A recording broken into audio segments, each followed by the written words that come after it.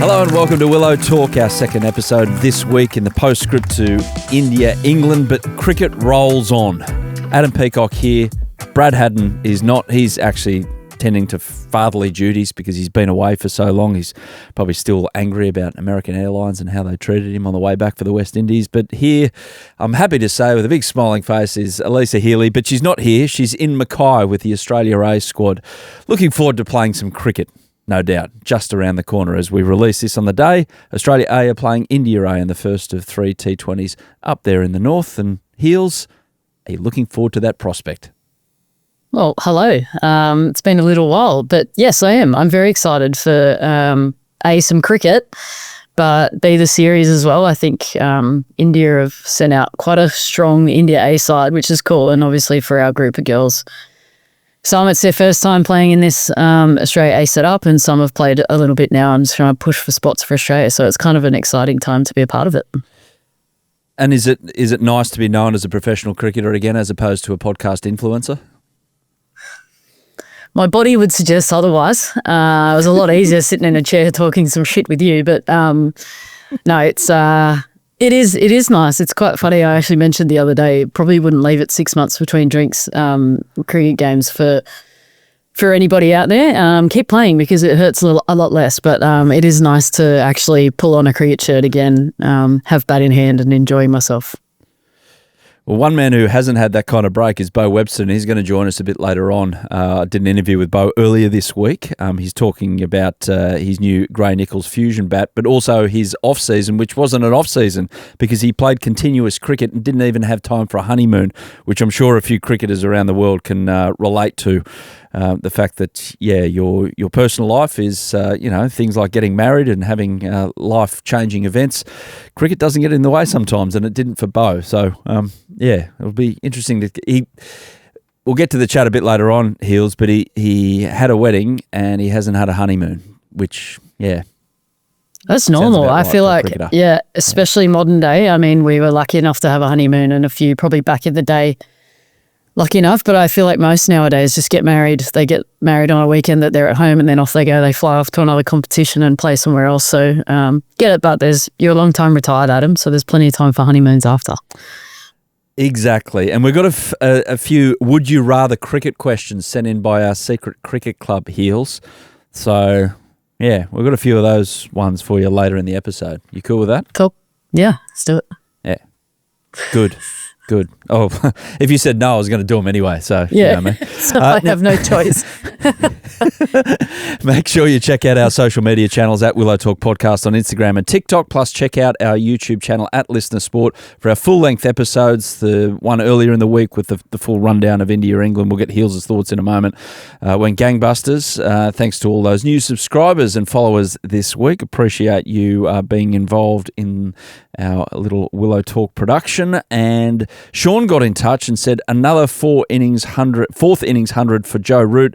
They're not for everyone. Can he do it in Australia? Though that is one of the big questions, isn't it, Heels? That'll be one of the big watches when Joe Root touches down. Can he get 100 in Australia? I think he can.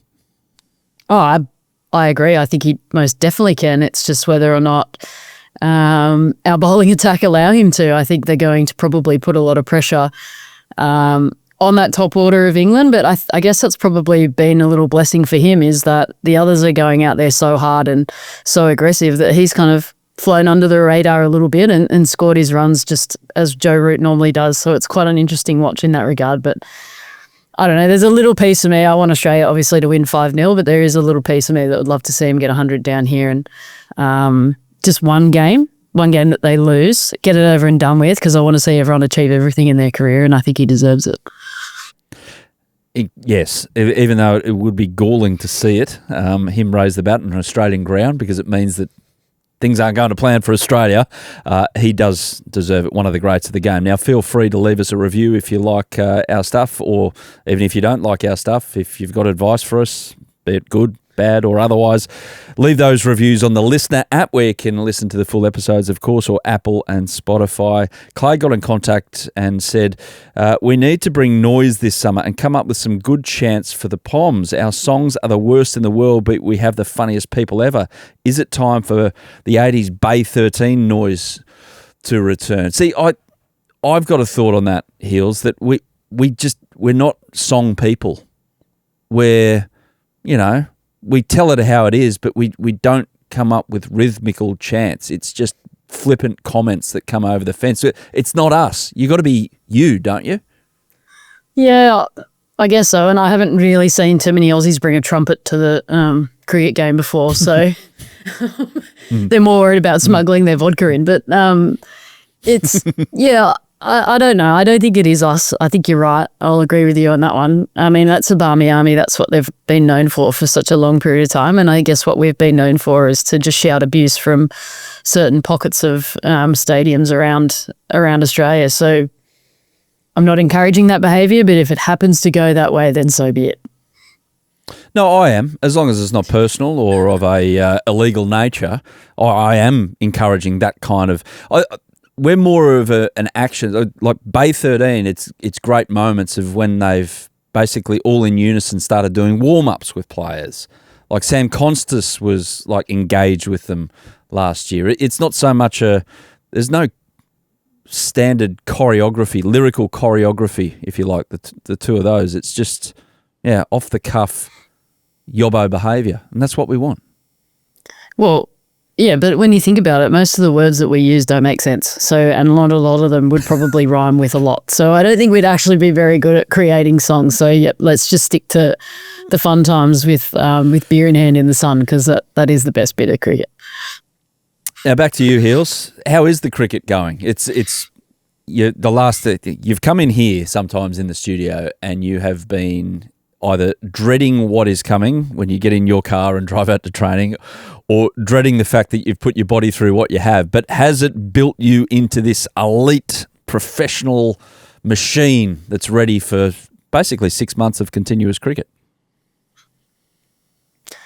We'll wait and see. I think if you speak to the sports science people, they'd be like, "Yep, she's ready to go." But I guess the human nature doesn't really ever seem to go to plan. So we'll wait and see what unfolds. But everything's going well. I'm actually really looking forward to running around in the field this series. It'll give me a good opportunity to rekindle my youth to an extent. I think the first couple of games I played for Australia early on I fielded, so that'll be good fun. But yeah, everything's going well. I feel like I'm in a really good place and I feel just ready to go. Like I said, it's been 6 months between the last time I stepped out on a field, so that's probably pretty rare in my career to have had that long of a break. So I'm looking forward to playing, but also just seeing this next group of young Australian cricketers get an opportunity. I think it's going to be really fun. Firstly, in terms of your fielding, you're not skipper for either of these two, either the 50 over or the T20. Have you put in your request to say, Skip, this is where I want to be? I've been asked a lot, like, where do you want to field? And I'm like, just put me wherever. We've actually got quite a good athletic fielding group in this group of young cricketers. So if you find me at short cover or short mid wicket, something's gone wrong. But I will just fill a gap. I think that's what happened when I played over in New Zealand. When I was skipper, I kind of got everyone else set and then was like, okay, there's a gap there. I'll just go and stand in that gap. So I dare say that that'll be me this trip. If there's a hole in the field, I'll just go and fill it. But hopefully the ball doesn't come to me too much. Fine leg to fine leg for Healy over 50 overs. That'll be fun. Well, I think I need to be in the ring because at 35 my shoulder's starting to fall off. So maybe short third to short third. But I have taken a few catches there, Adam, so I'm ready to go. Well, one would think that your catching is not your is a strength of yours. I would hope by this stage of your career. Well, funnily enough, actually, last night at training, because I'm still working on my keeping while we're up here, even though I'm not keeping in these first 3 games, we did a group fielding session under lights, caught everything, like without gloves on, caught everything. Went back half an hour later to have a bit of a catch. Gav, our fielding coach, was hitting me high balls. Got a hand on 2 out of 15. So maybe it's telling me something that it's time to just tuck them back in the bag. But it was unreal. I was like, oh, my tiny little hands hung onto everything and all of a sudden the gloves couldn't. So it could be interesting. Last one on you, because I know how much you love talking about yourself. Bat in hand, how are you feeling? Rhythmical yet? You know what? I was feeling really good up until I stepped into the nets last night. But yeah, look, I think I just feel ready. Like I feel ready to go.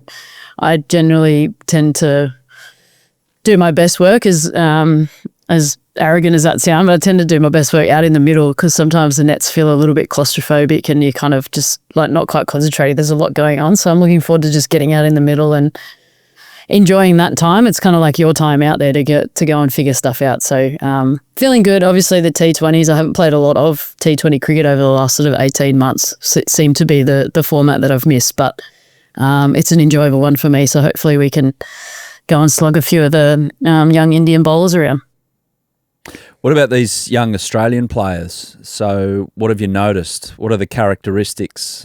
Any of them nervous around you because you're an established name, and some of them might have started playing cricket because they saw people like yourself and Meg and Elise Perry play and rip it up on the world stage. How's that been for you?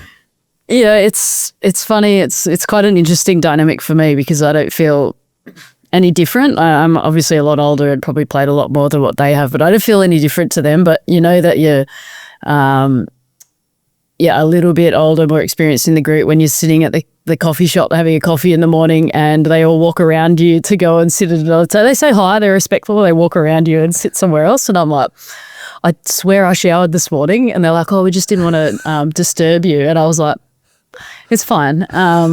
So yeah, it's a weird dynamic, but I think you're not the monarch. I mean, I know it's weird, and it's never sat well with me, so it makes it even more awkward for me because I'm like, oh God, what have I done wrong? But no, it's cool, and I think once we get out on the field together, and like we had a group fielding session, I was running around like a 12-year-old with all of them. So once we get out on the field together, they'll realise that I'm not as scary as maybe what they think I am, and I'm just one of them. So, but I think the talent in the group is quite special, and we're so lucky. We keep raving about our depth in Australian cricket, and we have for a long period of time. But I think for these girls to sort of get that opportunity at the next level against a pretty good Indian team, might I say, I think is going to be really cool for them in their career paths. I mean, a few of them have been over in the UK playing. There's a few of them that look like they've been playing some cricket, which is they're in a great spot, and there's a few that this is the first game that have played this season. So.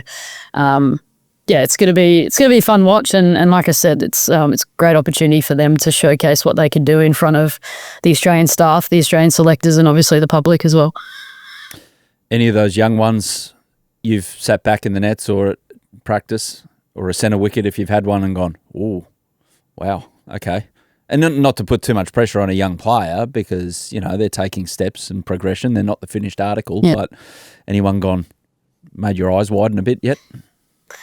Yeah, there's a few. I mean, I grew up, I think when I was a little bit younger and Rachel Treneman was starting out her breakers career here at New South Wales, she was just looked the part. She looked like an Australian cricketer right from when, you know, she pulled on a breakers shirt in our environment. She obviously made the move down to Tassie and's had a few injuries, but to watch her sort of go about things again last night was really cool. But then to see the likes of Courtney Webb and Maddie Penner, who've been around for a little while in the domestic scene, actually see them in action, working hard in the nets was really cool. We see what they do on the field in WBBL and they play some really dynamic innings. But to watch them think their way and problem solve has been really cool. So they're three names to watch, but I think Talia Wilson for me has been a standout in domestic cricket for the last couple of seasons for New South Wales. Obviously has the gloves there and does a fantastic job, but the amount of runs that she continues to pile on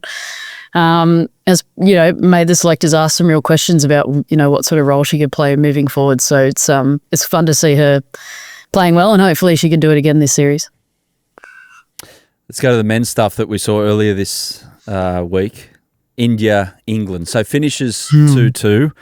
Everyone's been raving about it with very good reason. I'm sure you're the same as well, captivated by the fact that any series that is still in the balance until the very last ball of 25 days has obviously got something going for it.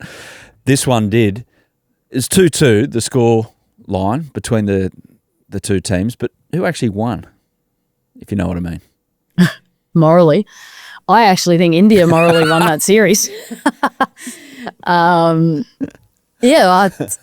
think 2-2 was was a fantastic. I mean, I was calling for a 6th Test match. I was like, "There's got to be a result. You can't just leave this as a draw." But I think it was a fitting way to end that series. Like, as a fan, I couldn't take my eyes off it. And we've spoken about on the podcast before about they're not two teams that I necessarily love, but I couldn't take my eyes off the contest because they both were going hammer and tong the whole time, which was really cool. But I don't know. I feel like India kind of won the series in that last day. I think it was England's to lose, and they unfortunately lost it. But I feel like anytime you get the win in that last little moment and take it away from an opposition means that you can rightfully claim the trophy, because England would feel real dirty about not winning that last test, I'd imagine. Yeah, and they've got now 3 months to think about everything before their next test, and their cricketers will go off and, some of them will play in the 100, some of them will rest up, some of them will freshen up. But guys like Jamie Smith and Jacob Bethel, who we talked with Hads about earlier this week, about they had the chance to win the game for their country early in their career, and it seemed that their game got dictated to by the situation they found themselves in instead of playing that natural free-flowing state that they can. As a young cricketer, is it easy to learn from that, or does that become a few bricks on the shoulders before you play your next one, i.e. Perth, in a few months' time? Oh, I think you learn from it, but it doesn't necessarily happen overnight. I think that's probably the best way to put it, is that you can draw back on those experiences and those feelings that you had in that moment. I think, obviously, you look at Harry Brooks' dismissal as well. I think pressure does play a part, and what you do under pressure as an athlete varies. But that's something you can learn from over time, and probably recognising that you're under pressure earlier, you can make significant change in what you're doing. So, yeah, they'll learn from that. I think Jacob Bethel, feel a bit sorry for him to be sort of not thrown in the fire. That's not necessarily the way that, he was selected, but they picked him for a reason, and sort of now everyone's questioning whether or not he was the right choice. But obviously he was within that group. But, yeah, I think to throw some young guys in the furnace early in their career is not such a bad thing to say, look, this is what you did. This is where we were. This was the opportunity that we could have, seen from you. And hopefully we learn from that. We move on and we be better for it. On Harry Brook, have you ever had a situation where you've tried to hit the ball into the next suburb, ball has gone up that way, bat has gone out of hand that way, and you're left wondering what just happened in the middle of the pitch? No, I don't think I've ever swung as hard as what, between him and Rishabh Pant, the amount of bats being thrown in this series is next level. But no, I don't think I've ever swung that hard at a delivery, but I have seen it before. Didn't Peter Neville get hit in Big Bash one year? Yes. Someone let it go behind him and hit him in the head. So as a keeper, it's a little bit scary. Yeah, exactly. Hey, injury replacements. It popped up again with Chris Wokes becoming the one-arm bandit coming out to bat. The greatest naught off naught asterisk ever seen in Test cricket. Very brave of him. But how do you feel about the possibility of injury replacements, in-game replacements in Test matches? Yay or nay? Well, firstly, I'll tell you what, there was a rapid conversation last night about how you would have bowled to Chris Wokes in that situation. What would they have done? And there was a lot of the older generation saying you hit him in the shoulder, and a lot of the younger group being like, oh, no, you can't do that. Obviously, no, that's mean. That's going to really hurt.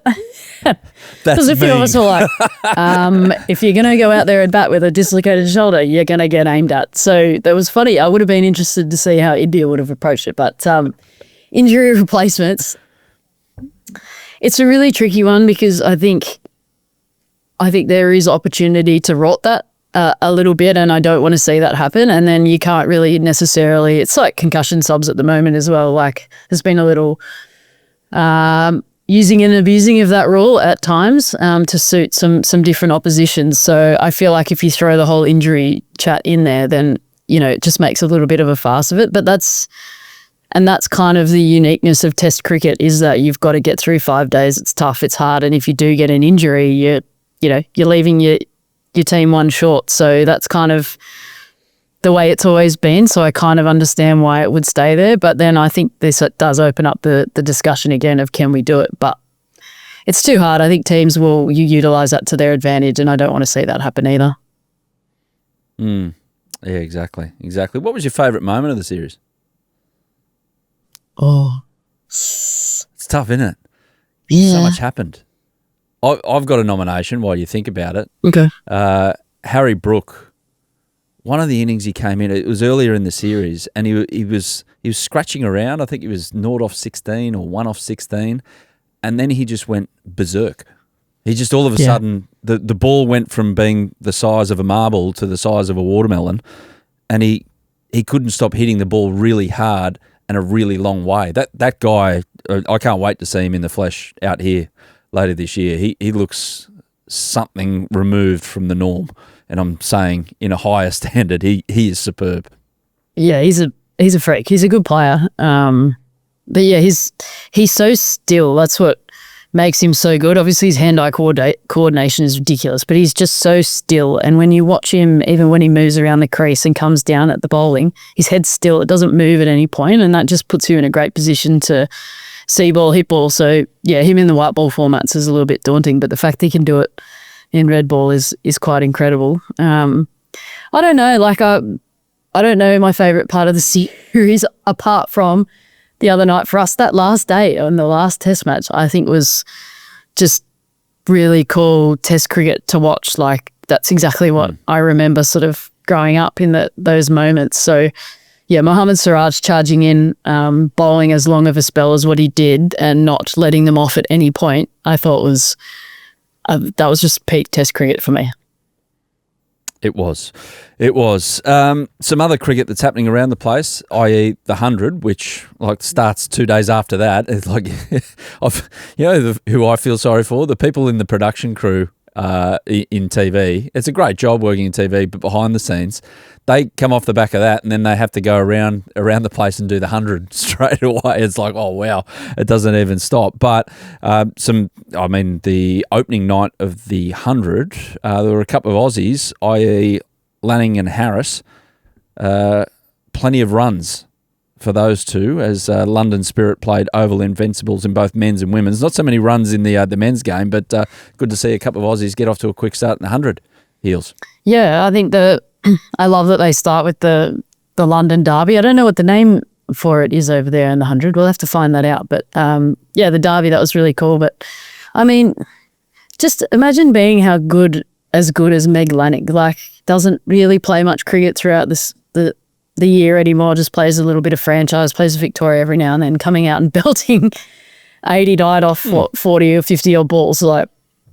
No worries. But yeah, Gracie being in good form for London and hitting the ball well. She just finished a spell at Surrey as well in the T20 competition over there. She was in red hot form over there along with her sister. So she's in good nick heading into putting a hand up for World Cup selection. Obviously, it's 50 over format, but I mean, if you're in form, you're in form. So, and she's a dynamic cricketer. So, yeah, it's nice to see them do well. I think there's 11 of our contracted group in the female side that are over there playing the 100. So they're getting some really nice prep leading into a big summer. So it'll be fun to watch.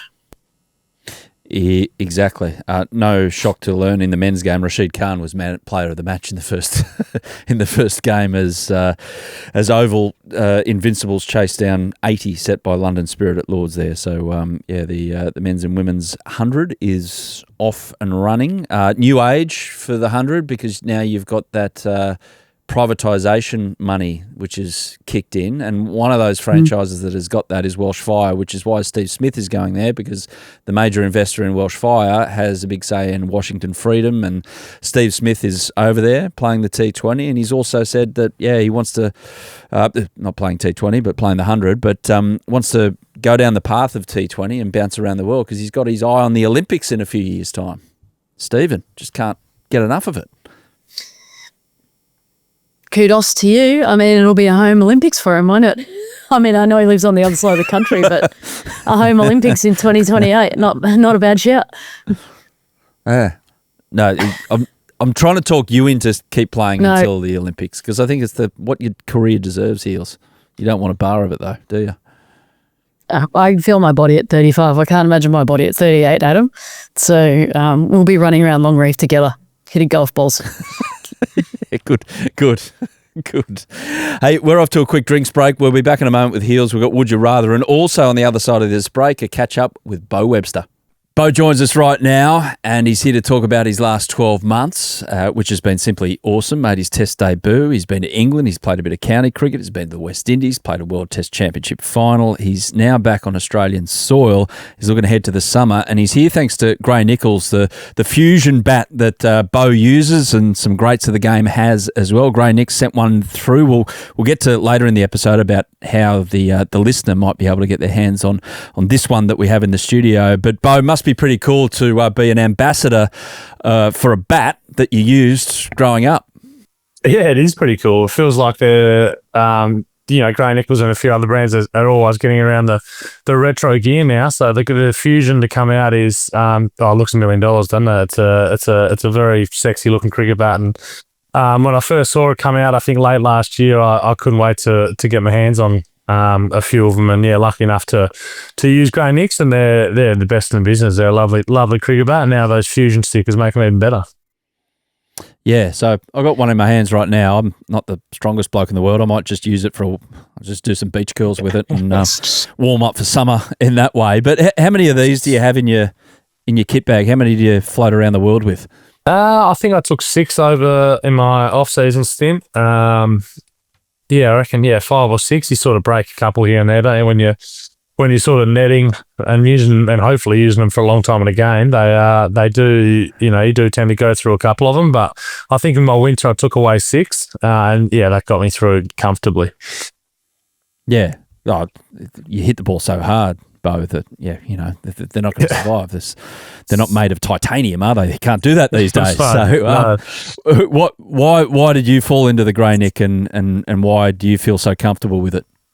They've always obviously been a really big brand in Australia, and I grew up watching some of my favourite cricketers use the bat, and obviously Matthew Hayden did use that type of sticker, the Fusion, and I don't know. I suppose when I did start using Gray-Nicolls sort of in my early 20s, it was a bit of a light bulb moment, and they were producing some really good cricket bats, and I obviously fell in love with them even more, and lucky enough to be a sponsored player by them, as quite a few other boys around the country, and Travis Head and Cameron Green that I can think off the top of my head. I've just been in the West Indies with them. Some of their bats are all just I think they're the envy of the change rooms, I'll say, because they're very good. They're hard to do a bad one. That's what the people always say about Gray-Nicolls. They don't do any bad ones. So I'm very lucky, and I can't wait to use that Fusion this coming summer.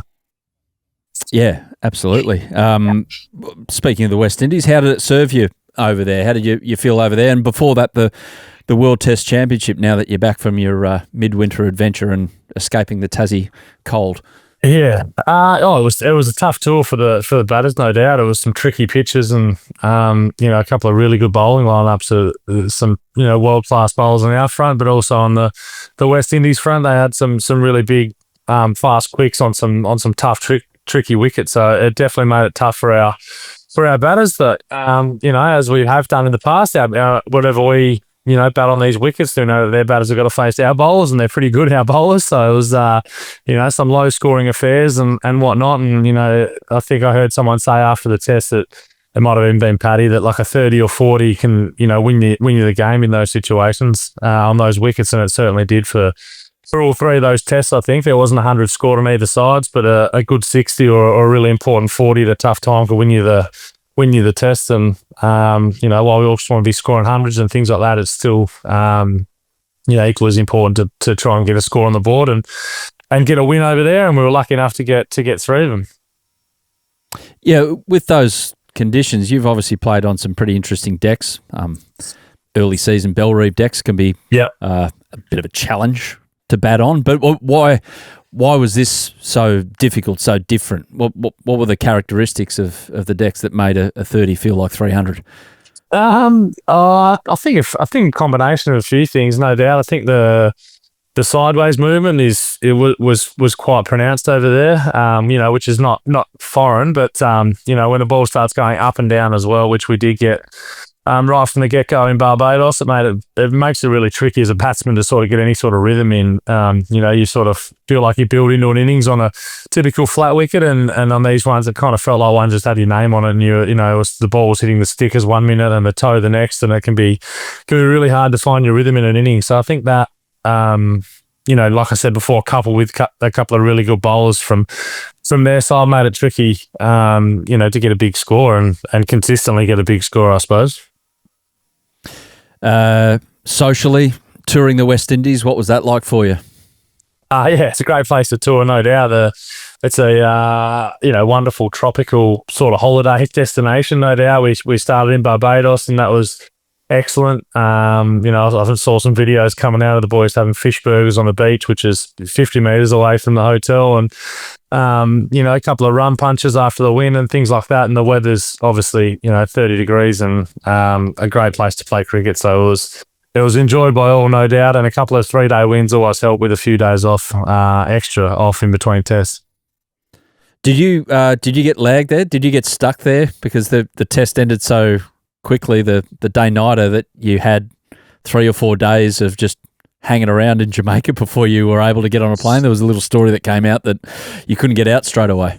Yeah, I think it was different for everyone. Obviously, guys were going all over the world. We had a few guys going back to Australia, Sydney, Brisbane, and Adelaide, and then there's a couple of us going back to England, and there might have even been, and then obviously the guys hanging around for the 1 day stuff as well in the T20. For the T20 series. So it was a bit of a frantic panic at the end there when you finish in 2.5 days that you kind of want to get out of there and get back to your family or get on to the next game of cricket. So there was, I'd hate to be the person doing the flights there. It would have been tough work trying to reorganise all them out of the West Indies, which is traditionally pretty tough to get in and out of anyway, let alone at the last minute.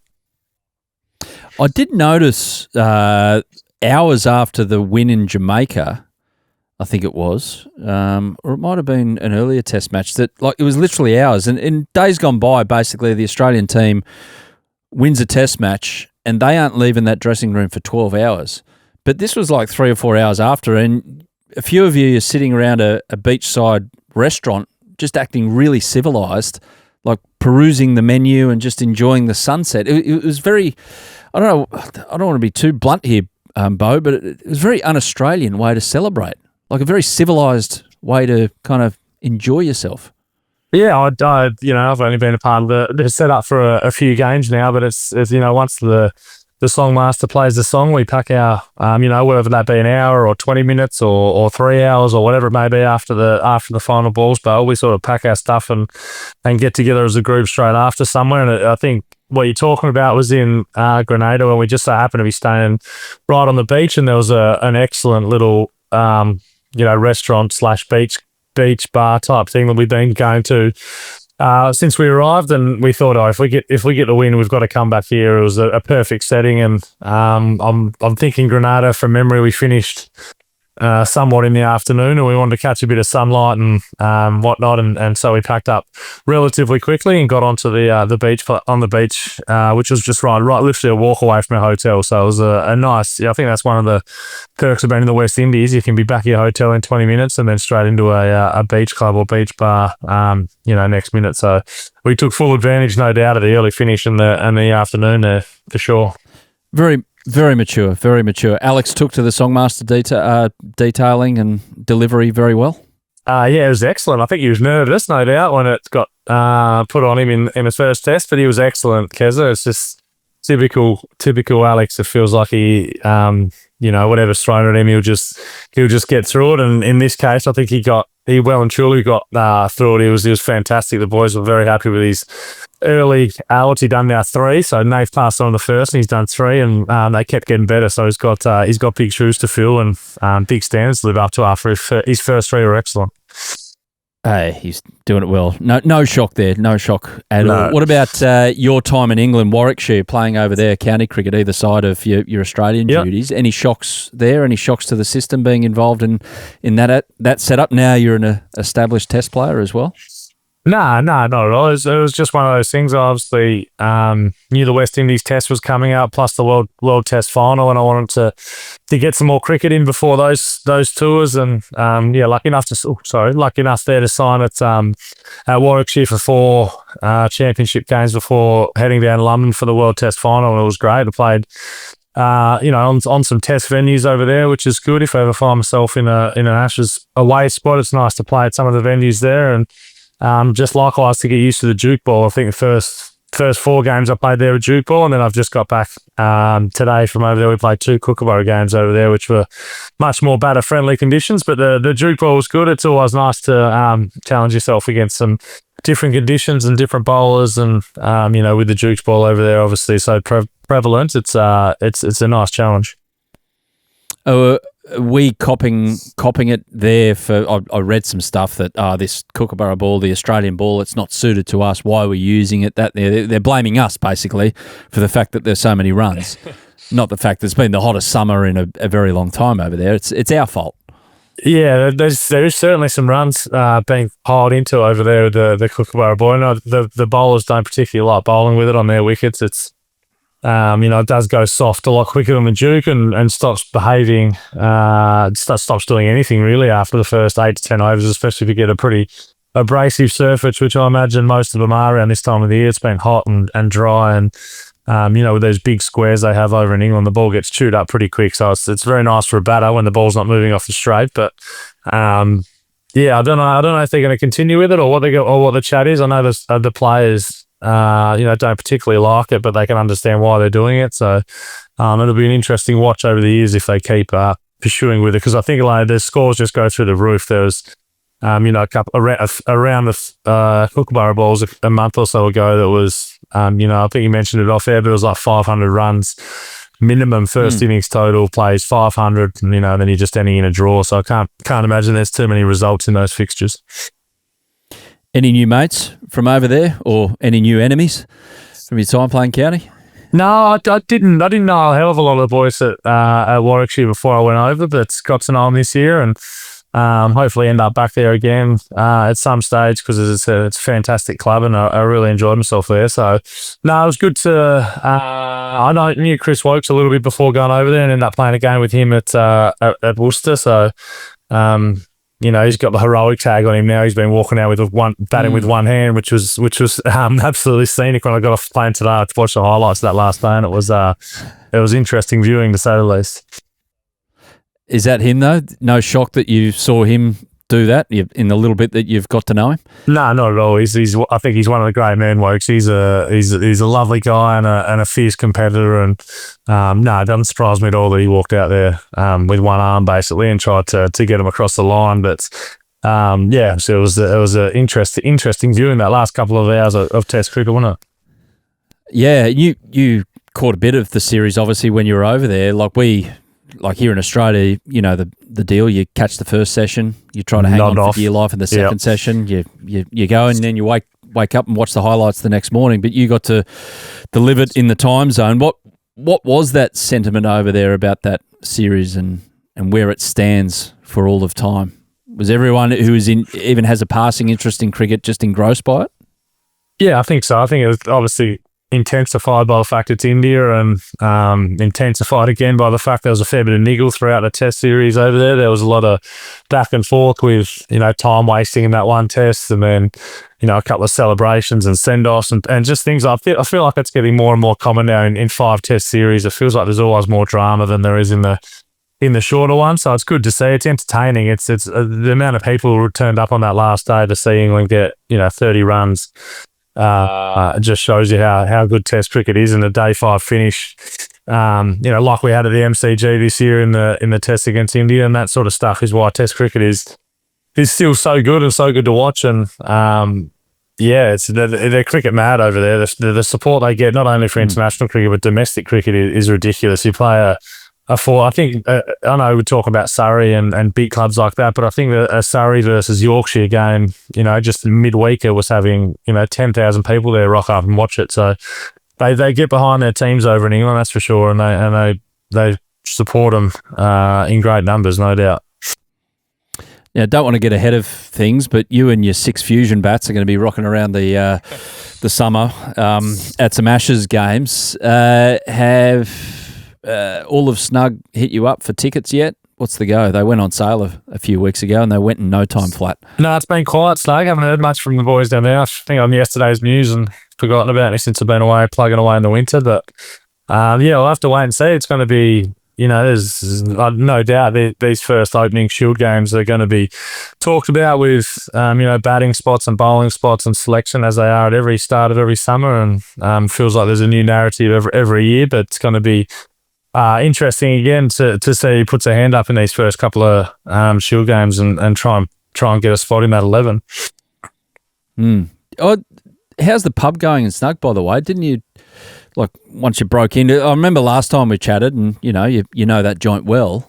Has it changed in any way? Is there a Beau Webster corner? Is there? I haven't actually been down. I haven't been down there, and I haven't actually got a chance to head down to Snugger since I've made my debut. I sort of haven't stopped playing cricket. I've finished it off with Tassie, and then got married, and then basically went straight over to England a week later. So it's been non-stop ever since I sort of debuted in the new year, which is the way I like it. No, don't get me wrong, but it's been very busy. What day did you get married? I got married in April, just before I left to go to England. Yeah, remember that date, by the way. It might be handy for April 12th. Time to time going forward. April 12th. Yeah, April 12th. Yeah, it'd be a good idea. But so you have essentially gone on a 4-month cricket honeymoon. Am I right here? Yeah, it was a bit tough. So I think we had about 5 days up the east coast of Tassie with a few friends after the wedding, and then straight over for that first game in England. So we ended up staying at a flats just over the road from Edgbaston, which was lovely flats, but it's not an ideal honeymoon spot, is old Edgbaston. So she ended up coming to the first test in Barbados too, which she enjoyed a bit of sun and beach time there. But I think I do owe her a little bit of time away from cricket and a proper honeymoon somewhere. I was going to say, Beau, when are you actually going to have the honeymoon? Yeah, look, because in my experience, if you don't have the honeymoon, you will get reminded a lot over the fact that you haven't had the honeymoon. Yeah, I'm going to have to find some time somewhere and get away. I don't know when, because it looks like it's going to be another busy home summer. And since I've got home all of about 5 hours ago, all I want to do is just spend some time at home and not go anywhere. So, no, we'll find a break in the schedule at some stage and do something, no doubt. But no, she enjoyed it. She enjoyed her time over in England, and obviously we're in London with the World Test final, and it was partner period over there, so there's a lot of other families there, and we had a good time there, and followed by Barbados, which is a lovely part of the world as well. Brilliant. Okay, that's for now. That will have to. For now, that'll do. I wish you well with the planning process going forward. What does it look like for you to ensure that you're in the best possible shape, where you want your cricket to be come November 21 when that Ashes gets underway in Perth? Like, obviously build up to Shield, but do you just go away from it for a couple of weeks and then pick it up again, or just continue? Yeah, I think I'll definitely have a little spell. It's been sort of non-stop for the last few months. So this little break here in August will be good, just to put the feet up and have a bit of deload off bowling and get myself back in the gym and try and get a bit of strength back that you probably lose when you're playing week in, week out in a counting schedule or a test series. So a little bit of physical stuff, and then I'll get back into the cricket sort of mid to late August, and make sure I'm right to go for those first couple of one-day games for Tassie, and then into the Shield on early October, which it'll be like I said, it'll be a good chance for everyone to get some runs and wickets on the board and press their case for a huge summer. It's been pretty cool last 12 months. Remember speaking to you and saying, it'd be nice to be in consideration. You said all the right things. You didn't presume anything, and then you got the call up, and you feel like you've taken best advantage of the opportunity that you've been given so far. I feel like I've definitely done some things right. No doubt, I would have liked to have done better in certain areas and whatnot. But I think that's life as a cricketer. You're never happy. You're never satisfied. There's always more you want, especially as a batsman. Some of those scores I would have loved to have gone on with, and when I felt like I was in and batting as good as I can be, to not go on with it's a little disappointing. But at the same time, there's other things that go on. You could have been out in your first 20 balls, or wrong. I think I was absolutely stoned, or I know I was absolutely stoned dead in the World Test final, and they didn't review it, and I could have walked off the field with one of the worst 8 off 30 balls you've ever seen. Balls coming down like a marble in that first session, and then end up getting 70. And little things like that. So you can't be too hard on yourself, but you are striving for more, aren't you, as a cricketer? So no, I feel like I've done all right, and I feel like I'm contributing to some wins for Australia, which is more than I could ever ask for. when that happens, that situation, I forget who you were batting with. Do you go up and do you just pretend it didn't happen, or you go, shit, I got away with one there? Yeah, no, it's absolutely that. I think I was batting with Smudge at the time, and he said, "Did you hit it?" And I said, "I don't think so." And he goes, "Oh God, I think that would have been out." And then I didn't check. They obviously didn't review it because they must have thought I hit it, and then it might have come up on the big screen halfway through the innings, and it was halfway up middle. So cheers, Temba, for not reviewing that one and give me a second chance to get some runs. Oh, well, they got it done in the end, thanks to Hayden Markram. That was something else, wasn't it, Beau? That knock from the South African. Yeah, he's a wonderful player. It was the ball was seaming around. It did feel like we got the worst end of the conditions in terms of lights and clouds and all the things you talk about in England when it gets tough to bat. But he batted that whole last innings and put on a hell of a partnership with Temu Avuma, and it did the job for him. It got him across the line, and it was a special innings, no doubt. Dave, fourth innings chase to get 100 is always special, and he batted the house down. Well, mate, you've been awesome with your time. I don't know if it's helped with your jet lag, just keeping you going throughout the afternoon spell. Sorry about the looking at the camera there. My bag's under my eyes are looking great. So, I got you covered there. Don't worry. I didn't need the 24-hour flight either. Hey, but the Fusion. So, just back to the bats, the Gray-Nick. How many of these do you put on order ahead of summer? And are you like Marnus-like in your selection process of what's going to work for you? You just whatever they send you, you go, yeah, that'll do. Cool. I don't think anyone's Marnus like. He's next level with his bats, that man. He's, tinkers here and there, and he's probably got about 400 of them sitting in his garage, I reckon. But no, I'm pretty simple. I've got a few requirements that I like. I'm a big handle guy. I like the handle to be a oval and skinny. I like it to be a certain weight, and that's about it. And so they've got that on file at Gray-Nicolls, the boys, and Stu, the bat maker. He when I do ask for some, that like I said before, they don't do bad ones, Gray-Nicolls. So no, very lucky there, and I can't wait to use them for the first. I've just got them waiting at Ninja Stadium for me, actually, in my little spot. So I'll probably go and pick them up at some stage this week, and have a hit at some stage and see how they go. But no doubt they're going to be pinging off. Christmas in August for you, mate. Absolutely. Enjoy that experience picking up the new sticks for the season. And, thanks to Gray-Nick. And, Beau, good luck raising this to the crowd over the summer. Look forward to seeing it, mate. Let's hope so. No worries, mate. Cheers. So that was Beau Webster back on Australian soil heels. It is a relief, I'm guessing, when you tour around the place that you finally get home for a little spell. I'm not sure how you feel sometimes when you get home and you feel like, is this really home? Am I here? Or am I still travelling around the world? What's happening? Kind of weird. It takes a while to get back in the swing of things. I mean, doing your first load of laundry is either like a really relieving moment in time or the worst punishment ever, because you're used to hotels and somebody else doing your laundry. So, yeah, it does take a little while to get back in settled, but more often than not, by the time you're settled, you're off again. So, but it's nice to know that he's enjoying being at home. Yeah, and he's looking forward to Sheffield Shield, the start thereof, and domestic cricket, which is at the end of September for the men. Now, would you rather? We started this with Hads. We've opened it up to the Secret Cricket Club. They're just like, use your imagination, Secret Cricket Club. This is our crew that is on Instagram. You click on the link inside on our Instagram page. You go in there, join the Secret Cricket Club. You get updated with what we're doing here at Willow Talk, and you can ask questions like this. Would you rather, Heels? Would you rather rewind the clock back and redo the last 10 years of your career, or freeze your body, skills, and play 10 more? Ooh, philosophical. Oh, jeez. I'd like to go back and do the last 10. That'd be fun. Yeah? Yeah. As long as we win as much as what we did. As long as it's not a complete reset. You don't want to change too much, do you? What you've been able to achieve? I think I could be better, but it could go the flip side. I could be worse and maybe only play 5 of those 10. So that's all. Now we're getting a bit deep. Yeah, stick with it. Don't get greedy. Yeah, fair enough. Would you rather take wicket-keeping lessons from Adam Gilchrist or MS Dhoni? Ooh, another hard one.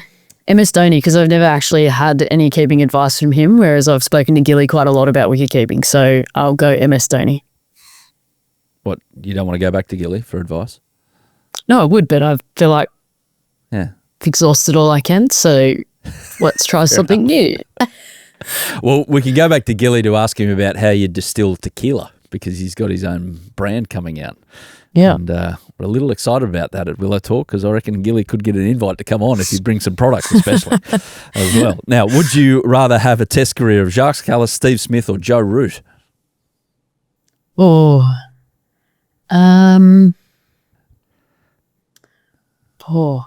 that's tough. I mean, I was leaning towards Jacques Kallis because he's an all-rounder, but then I realised how much that would hurt. So then I'm going to go Joe Root because I feel like he just stands in first slip and then bats for a long time. So I'm going to go Joe Root. Fair enough. Now, this is tough. This is almost unfair, but I'm going to ask it anyway. Would you rather have the humility and emotional maturity of Harry Brook or Ben Stokes? You can pass if you want. I don't want to get you into trouble. Heather Knight. Okay, good answer. Good answer. Moving right along. Would you rather get out for a golden and take 5 catches, or get 100 and field at fine leg all day? Oh, I get 100 and field at fine leg. What a dream. An absolute dream that would be. Yep. So the 5 catches wouldn't wash away the disappointment of a golden duck. Yeah, I mean, you wouldn't win player of the match for that, would you? So, but you might for the 100. And you get access to free drinks down at Fine Lake, so yes. Easy. Exactly. Heels, we'll leave it there. Thank you so much for joining us in Mackay. Good luck with the T20s and the one-dayers. And just for planning purposes, when are you back? We'll see. I'm not sure. Give me a couple of weeks. March. Give me a couple of weeks to learn how to do my job again, and then I'll be back in studio. You'll be fine. Look forward to watching you carve it up there against India Ray. Thanks, Heels. Thank you. That was Willow Talk. We'll be back next week. Yeah, thanks for watching the Willow Talk podcast on YouTube. Don't forget to hit the subscribe button so you don't have to miss an episode wherever you are. And while you're at it, check out these videos up here. They're mostly good.